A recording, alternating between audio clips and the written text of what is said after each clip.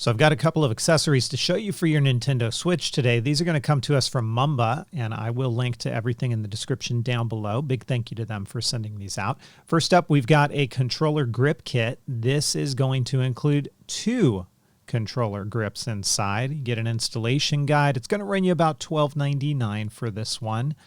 These are made out of a hard plastic, so it doesn't have any real give to it. It's not soft. I mean, that is a very hard plastic, but it still feels comfortable in the hand, and it's basically going to replicate that of a traditional game controller, so you don't have to really deal with the Nintendo Switch Joy-Con on its own, which may not be a problem if you have smaller hands, but if your hands are a little bit larger, this really can come in handy. And you're going to see it has shoulder buttons. That's kind of how it operates with that little mechanism on the inside.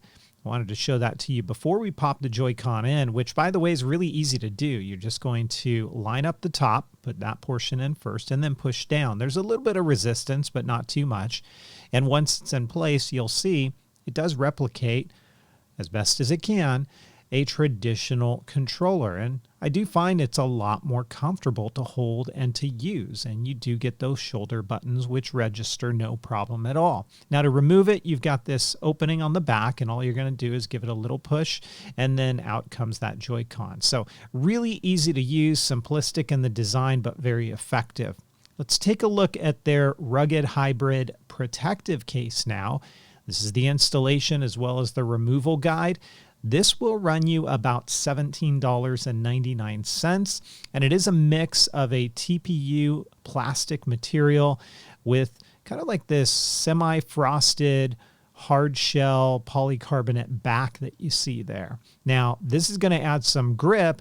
You can also use the Switch in the dock with this case on, and you can also remove the Joy-Cons. There is one thing, however, when you use this that you're going to miss out on, and that is the kickstand. There is no kickstand, and you cannot use the kickstand with this case on, but as you see, it's pretty easy to pop it on.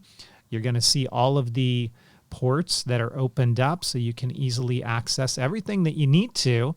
And then along the side, it's a little bit enclosed, but you do have a bump out that makes it more comfortable to hold.